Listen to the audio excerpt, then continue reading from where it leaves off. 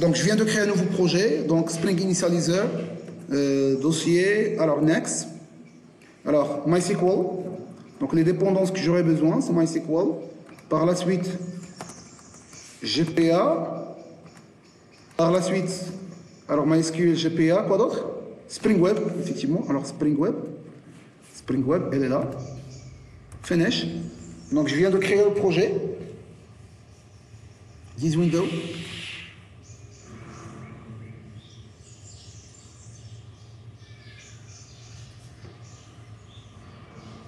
Alors, rapidement, je vais créer les builds, les DAO et les services. Donc, rapidement. Donc, je vais cliquer sur Mail, Java. Alors, en attendant un petit peu pour qu'il puisse vérifier les dépendances. OK. Donc, maintenant, je vais cliquer sur le base package. Alors, je clique droit sur le base package. Donc, je rappelle que l'ensemble des classes doivent être nécessairement dans le base package. Sinon, ils ne seront pas reconnus par Spring Boot. Donc, de ce fait, il faut ajouter à l'ANA le base package où Spring va chercher les classes. Alors, ici, bin.command. Par la suite, DAO.command DAO. Par la suite, service.façade.commande façade. Oh là là, j'avais fait une classe. Ça, c'est une interface d'ordinateur. OK. Par la suite,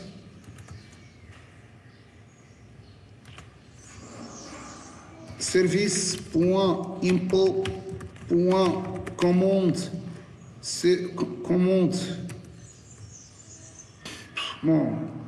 commande service impl. Par la suite, je vais modifier.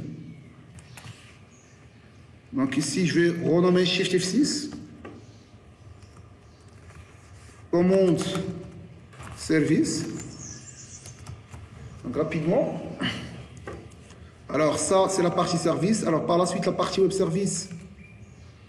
Clic droit, new. Donc ws. Provided. Commande WS. Rapidement, je vais passer par la partie entité via le framework GPA. Je vais ajouter la notation @entity. Je dois nécessairement ajouter le private long ID. Ce sera l'ID, la clé primaire de l'entité en question. Private string référence, c'est la référence. Private big decimal total. Et CTRL D, total payé. Alors, sans oublier arrobas ID, arrobas generated value, stratégie, identity auto. Donc, alors, alt entrée pour faire l'import. C'est javax.persistence, celui du GPA, et non pas org.spring framework, celui de Spring Data. Donc, sans oublier le getter et setter. Donc, rapidement, ça c'est la partie bin. Alors, je passe la partie DAO. Donc, pour la partie DAO, je dois extend GPA repository. Je dois fournir le nom de la classe, à savoir commande. Par défaut, c'est commande DAO, méfiez-vous s'il vous plaît. Donc, commande, alt entrée, faire le import, commande. Virgule, le type de l'ID c'est un long. Alt entrée, commande. OK, il est là. Donc, je vais faire, dans la couche DAO, je vais faire la méthode find by reference. Et je dois fournir la référence comme paramètre. Et ça permet bien évidemment de retourner la commande. Sans oublier la méthode delete by reference. Delete by reference qui permet de retourner un int et qui permet de retourner un string. Alors, je vais voir référence. Alors, je ne vais pas m'embêter par... Elle est là.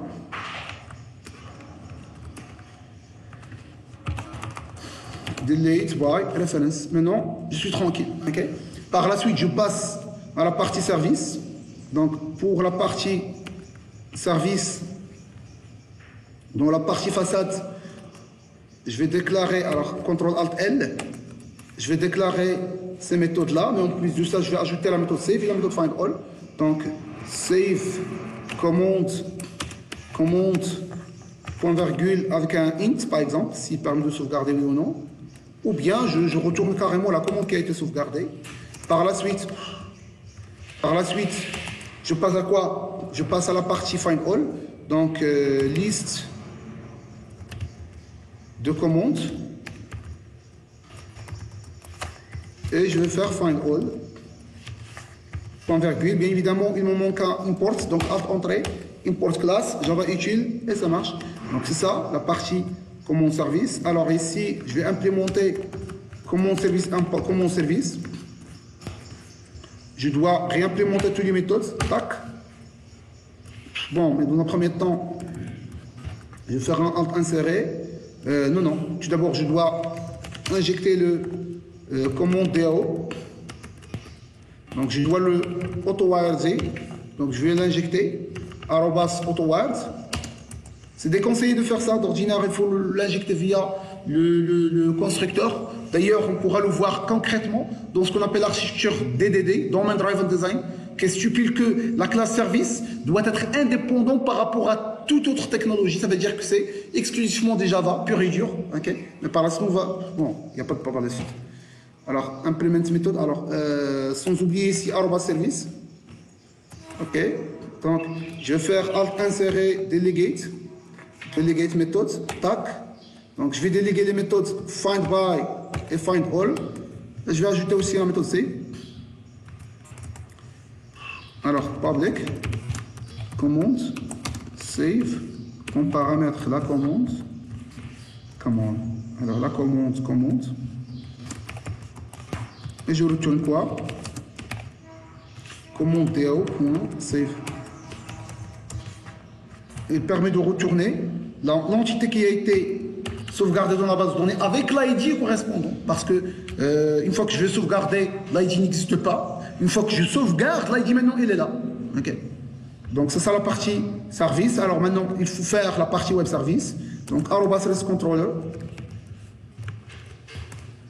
Donc ça c'est /API /v1/commande. Je déclare private command service, commande service, je vais l'injecter. AutoWired. Et je vais déléguer la méthode alt insérer. Tac, tac, tac, déléguer méthode, tac, tac. Ils sont là. Alors, maintenant, je dois faire. Alors, bah, ça c'est un get mapping. Alors, alors, je vais copier-coller ça. /reference. Delete mapping, tac. Alors, sans oublier, arrobas, pas de variable, c'est ça.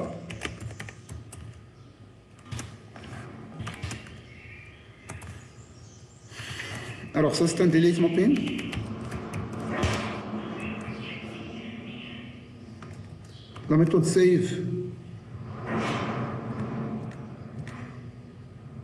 Ouais, la méthode save.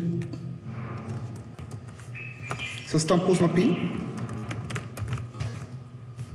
Avec simplement un slash. Et sans oublier de arrobas, request pagine. Get mapping aussi. Ça c'est un get mapping avec un slash.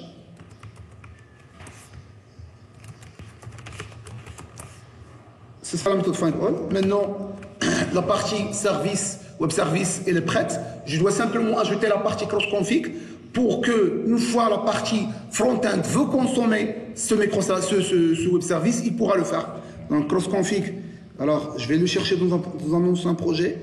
Operation, par exemple, je vais chercher ce projet-là. Tac.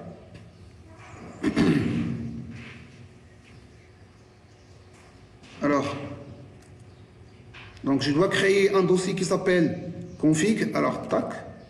Alors, config, elle est là. Cross config, elle est là. Tac. Donc, je dois créer un package qui s'appelle config. dans lequel je vais injecter le course config. Alors, le course config, alors, je vais annuler ça. Je vais annuler ça. Alors, qu'est-ce qu'il a? Ouais. Elle est là. Donc ici, d'ordinaire, j'autorise tout le monde. J'autorise pas simplement la partie localhost 4200. J'autorise tout le monde à accéder. Alors sinon, je peux faire comme ça, allow origin. Et je peux faire comme ça, http localhost 2.4200. Je pense qu'il s'agit d'un slash. Alors, je vais vérifier notre projet. Alors ici, non, c'est pas ça. Je pense que c'est celui-là. Cross origin. Alors, je vais voir ce lien. Alors, tac, tac, tac, tac, tac, tac. Alors, 2 points plus port.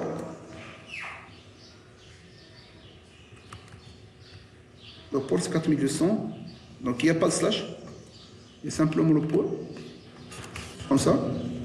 Et maintenant, mon partie backend est prête à l'emploi. Okay? Je ne vais pas le tester, je vais passer directement, rapidement passer à la partie front-end.